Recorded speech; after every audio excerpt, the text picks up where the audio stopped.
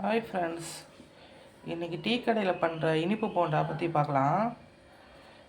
இதுக்கு ஒரு கப்பு எடுத்து வச்சுருக்கேன் மைதா மாவு. இந்த கப்பால் ஒரு கப்பு எடுத்து வச்சுருக்கேன். இதே கப்பால் பாதி கப்பு சர்க்கரையும் ஏலக்காயும் பவுட்ரு பண்ணி வச்சுருக்கேன். இந்த மிக்ஸி ஜாரில் பவுட்ரு பண்ணி வச்சுருக்கேன்.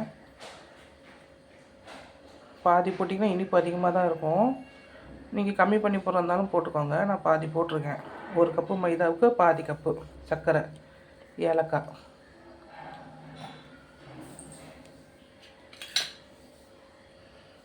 இது ஆப்ப ஒரு பிஞ்சு போட்டிருக்கேன்.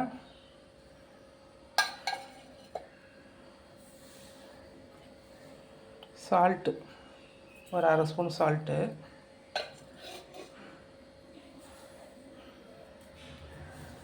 இது 2 ஸ்பூன் அரிசி மாவு.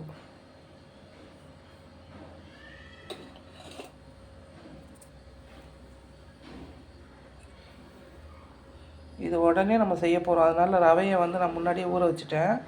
2 ஸ்பூன் ரவையை நான் ஊற வச்சுருக்கேன். இதை இதிலெல்லாம் கலந்துக்கலாம்.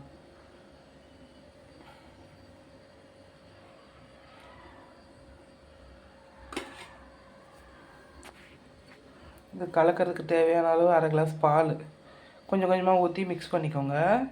இது போட்ட உடனே நம்ம செய்ய போகிறோம். இது கலக்கின உடனே இப்பயே செஞ்சிடலாம். ஊறணுன்ற அவசியம் இல்லை. நல்லாயிருக்கும். இது பந்தாக வரும். கொஞ்சம் கொஞ்சமாக பால் ஊற்றி நம்ம மிக்ஸ் பண்ணிக்கலாம். மாவு பார்த்திங்கன்னா இந்த அளவுக்கு இருக்கணும். நல்லா கரைச்சாச்சு.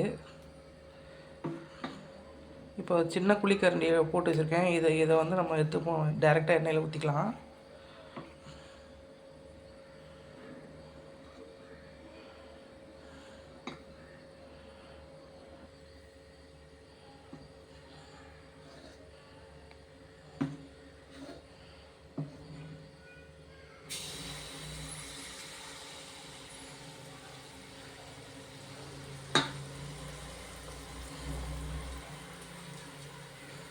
அப்படியே எழுப்பி வருது பாருங்கள். நம்ம ஒன்றுமே பண்ண வேணாம், அதுவே அப்படியே எழுப்பி வந்துடும்.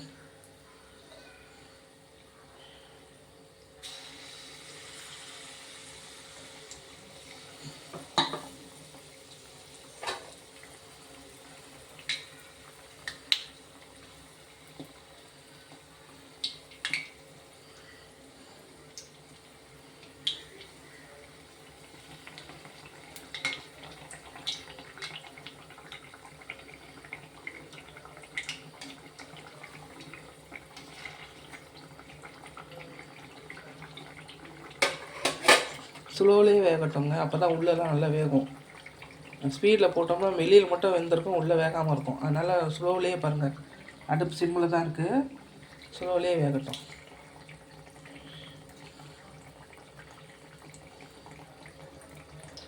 மூணு நாள் கூட போடலாம்.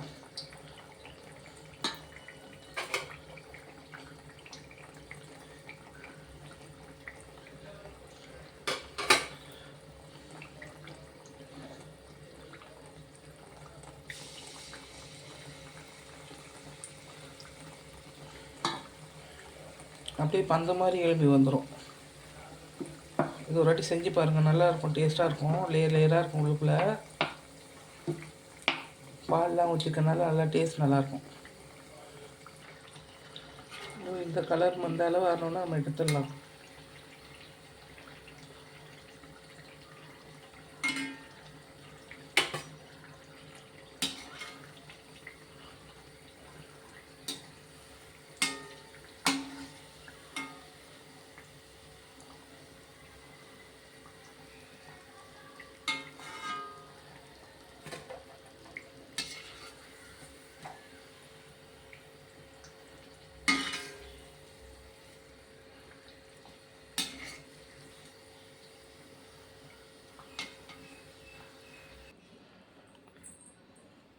ரெடி ஆகிடுச்சுங்க. ஈவினிங் டைம் ஒரு டீயோட நம்ம சர்வ் பண்ணலாம். இது இனிப்பு தானே, டீயோட எப்படி சாப்பிட்றதுனால நல்லாயிருக்கும். இது இனிப்பு எங்கள் வீட்டுக்காருக்கு ரொம்ப பிடிக்கும். இது கடையில் மெனக்கெட்டு போய் வாங்குவார். அதுக்காகவே நான் செஞ்சு கொடுத்துருவேன். கடையில் வாங்கினா நமக்கு ஹைஜீனிக்காக இருக்காது. அவங்க போட்ட எண்ணெயிலே போடுவாங்கன்னு சொல்லிட்டு நான் வீட்டிலே செஞ்சு கொடுத்துருவேன். இது செஞ்சு சாப்பிட்டு பாருங்கள். ரொம்ப டேஸ்ட்டாக இருக்கும். ஈவினிங் டைமில் ஒரு டீயோடு செஞ்சு சாப்பிட்டு பாருங்கள். இதை பிச்சு காட்டுறேன் பாருங்கள். சூடாக இருக்குது, உள்ளே நல்லா வெந்திருக்கு பாருங்கள்.